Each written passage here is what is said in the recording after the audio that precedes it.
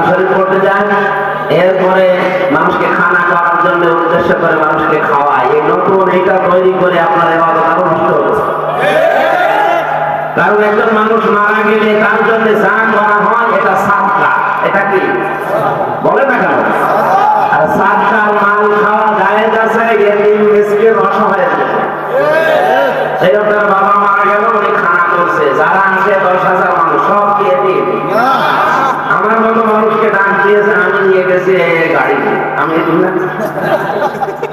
আমি এখন যদি ওই সম্পদ খাই, ওই খাবার খেলে আমার জন্য জায়েজ হবে? উনি হারাম জিনিস আমারে খাইয়ে দিন।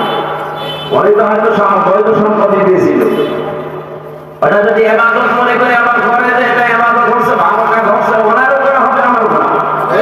আর ওই সম্পদ খাওয়ার দায়িত্ব ছিল, হক ছিল, অধিকার ছিল গরিবদের। গরিব মানুষ পায় না, পায় আগে গ্রুপের মানুষ। এই সমস্ত নিয়ম নীতিগুলো বন্ধ করা দরকার।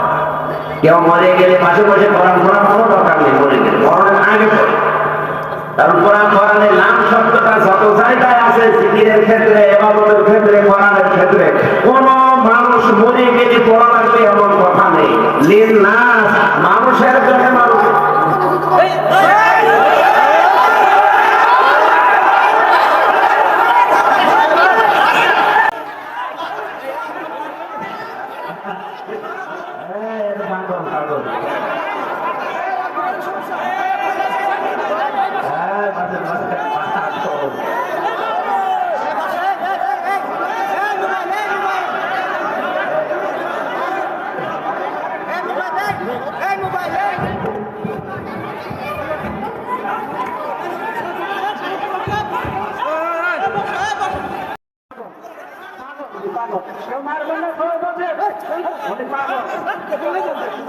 উনি আপনাকে চিনি, উনি এলাকায় ওনাকে বের করে দেন, মারবেন না কেউ, উনি পাগল।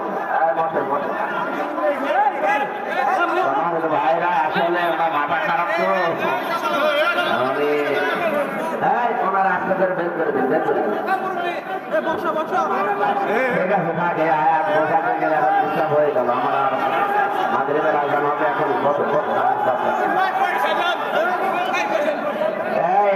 মিডিয়া যারা আছে এরাই দেখবেন উল্টা পাল্টা করে বলে মাহফিলে ক্যান্সার হয়েছে, বিশৃঙ্খলা হয়েছে, এই দিয়ে ছড়াবে আর সারা দেশে ছড়াবে। কোনো দরকার নেই, ওর পাগল একটা। আমি বেদাত বোঝাচ্ছিলাম, উনি উল্টা বুঝে হয়তো কি পাগলামি করে ফেলেছে, আসলে পাগল। মানের বহু বছর আমার আমি এটা নয় প্রকার ব্যাখ্যা আসলে করার দরকার ছিল। এখন আর পরিবেশটা নষ্ট হয়ে যাবে।